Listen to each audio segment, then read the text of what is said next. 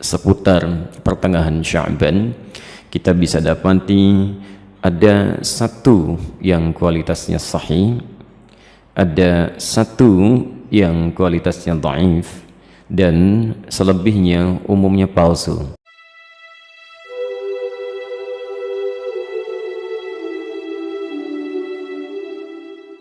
Penting kami sampaikan, setidaknya hadis-hadis seputar pertengahan Sya'ban kita bisa dapati ada satu yang kualitasnya sahih, ada satu yang kualitasnya dhaif, dan selebihnya umumnya palsu. Selebihnya umumnya palsu. Saya ambil contoh yang palsu misalnya. Anda bisa temukan ini di kitab Ibnu Majah. Kalau punya kitabnya Sunan Ibnu Majah jilid pertama halaman 421, atau di Sunan Al-Baihaqi Syu'abul Iman jilid ketiga halaman 387, atau kalau Anda memiliki kitab Silsilah Al-Ahadits Ad-Dha'ifah karya Syekh Muhammad Nasiruddin Al-Albani, Anda bisa temukan di nomor hadis 2132. Baik, riwayat ini disampaikan oleh seorang bernama Ibnu Abi Sarba. Beliau mengatakan menerima dari Ibrahim bin Muhammad, beliau menerima dari Muawiyah bin Abdullah bin Ja'far, disampaikan dan disandarkan pada sahabat Ali bin Abi Thalib. Alhamdulillah. Hadisnya barangkali sangat populer, pernah Anda dengar. Idza kanat lailatun nisfi min Sya'ban, jika telah tiba malam pertengahan bulan Sya'ban, atau malam atau di hari pertengahan Sya'ban, faqumu lailaha, maka hidupkan malamnya dengan banyak menunaikan salat, wasumu naharaha, dan siangnya lakukan dengan puasa. Faman min mustaghfirin, maka siapapun yang bermohon ampunan kepada Allah, maka Allah akan mengampuni orang yang memohon ampunan itu. Pernah dengar hadis ini? Itu statusnya palsu ya. Hadisnya palsu.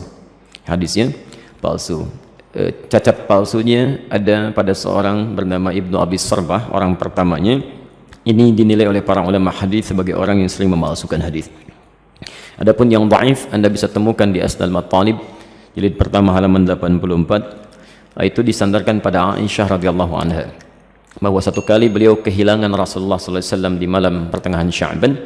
Faqadtu Rasulullah sallallahu alaihi wasallam, dan itu bagian Rasulullah menginap di rumah beliau. Ya, diduga beliau sedang ada di tempat istri yang lain. Dicari oleh Aisyah, ternyata sedang ditemukan di Baqi. Ya, beliau sedang berdoa kepada Allah Subhanahu wa taala agar sekiranya Allah berkenan mengampuni para muslim yang telah wafat di pemakaman Baqi. Ya, maka Rasulullah menyampaikan, katakanlah Aisyah, hari ini Allah mengamati kepada manusia dan mengampuni orang-orang memohonkan ampunan. Ini statusnya dhaif, tapi juga disahihkan oleh Syekh Muhammad Nasiruddin Al-Albani. Yang sahih itu riwayat Abu Musa Al-Ash'ari. Abu Musa Al-Ash'ari Anda bisa temukan di Silsilah Al-Hadits As-Sahihah, alhamdulillah, karangan Syekh Muhammad Nasiruddin Al-Albani, nomor hadis 1144.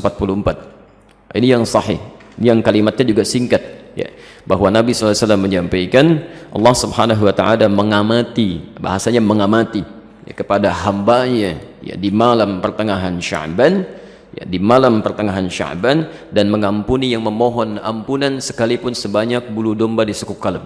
Itu yang sahih ya. Ini sebetulnya semakna dengan hadis-hadis qudsi yang disampaikan orang pertamanya 31 orang sahabat senior, dan itu biasa keutamaan-keutamaan malam. Misal yanzilu rabbuna tabaraka wa ta'ala, Allah kemudian ya menghamparkan rahmatnya ke langit dunia kepada hambanya setiap sepertiga malam. Itu tiap hari itu ya, sepertiga malam ya. Maka Allah kemudian berfirman, faqala ya ibadi, hambaku, siapa yang memohon kepadaku aku akan berikan, siapa yang meminta aku akan kabulkan, faman istaghfara liya, dan siapa mohon ampunan faghafartu lahu, aku ampuni dia. Itu tiap hari, tiap hari. Jadi kalau Anda nggak minta itu rugi, dan hadisnya qudsi ya. Dan khusus untuk malam Sya'ban hadisnya berbeda, seperti tadi kami sampaikan dari Abu Musa Al-Ash'ari, itu dimulai di malamnya. Kalau tiap hari di penghujung malam. Nah, jadi ini yang sahih. Dan amalannya Nabi tidak menyebut spesifik. Karena itu sahabat itu banyak beramal saja ya. Ada yang kemudian salatnya qiyamul lail, yang tahajud ya. Ada yang banyak beristighfar, macam-macam. Dan tidak ada amalan spesifik. Jadi kalau misalnya ada amalan-amalan spesifik menunjukkan di malam itu, ya itu sesungguhnya hadis-hadis yang disepakati oleh para ulama itu hadis palsu. Misal hadis yang mengatakan bahwa bangun di malam Sya'ban, tunaikan salat sekian rakaat, dibacakan dengan qul huwallah di awalnya dan sebagainya. Itu saking palsunya hadis itu, di kitab hadis palsu aja nggak ada. Ya, saking palsunya itu nggak ada. Ya. Itu dimunculkan kemudian dan disandarkan pada tabi'in bernama Khalid bin Ma'dan yang hidup di Damaskus pada saat itu. Beliau tidak melakukan itu. Beliau hanya menunaikan salat-salat sunnah malam gitu ya. Qiyamul lail, tahajud itu yang ditunaikan. Cuman orang salah menduga gitu ya. Jadi kalau Anda ingin hidupkan malamnya dengan ibadah-ibadah sunnah, silakan saja, boleh. Qiyamul lail, tahajud, baca Quran, istighfar itu standar, biasa. Dan ada keutamaan di situ. Kalau siangnya ingin puasa, boleh. Puasa ayyamul bid. Masya Allah sekarang kan merangkai itu. Kamis tanggal 12 kan kemarin, Jumatnya 13, Sabtu 14, sekarang 15. Antum masih boleh puasa. Ya, sekallah khair. Baik, jadi sah-sah saja kalau siangnya ingin puasa, tapi jangan disandarkan pada keterangan-keterangan hadis yang bermasalah, ya.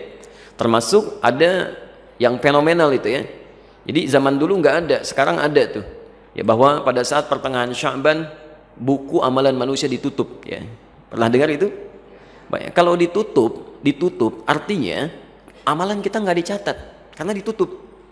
Di antum bebas saja lakukan apa aja tuh karena nggak dicatat tuh, ya. Mau pinjam handphone teman, mau ngambil sandal di Baitur Rahim karena nggak dicatat tuh, ya. Karena tutupnya nggak dicatat. Dan mustahil buku catatan amal seorang hamba ditutup kecuali dia telah wafat. Ya telah wafat.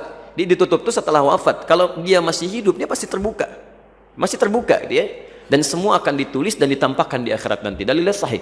Faman ya'mal mithqala dzarratin khairan yarah. Siapa yang berbuat satu kebaikan akan ditampakkan sekecil apapun. Ya, wa may ya'mal mithqala dzarratin syarran yarah.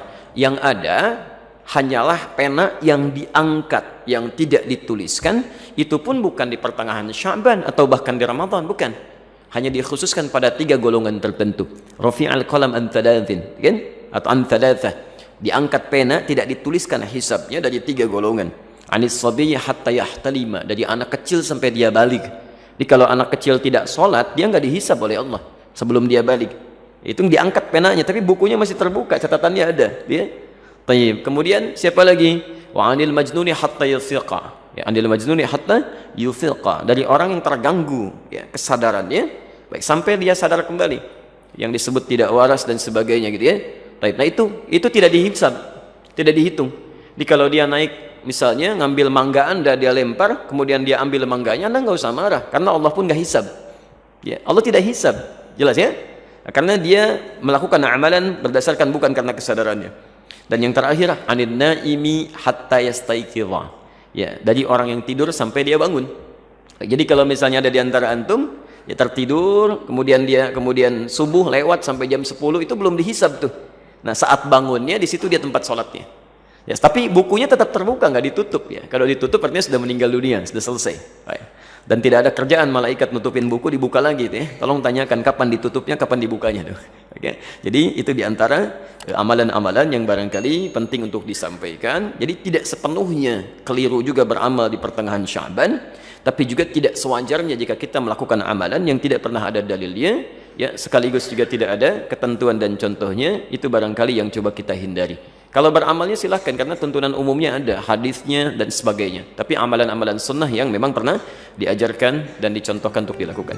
Saya kira jelas ya.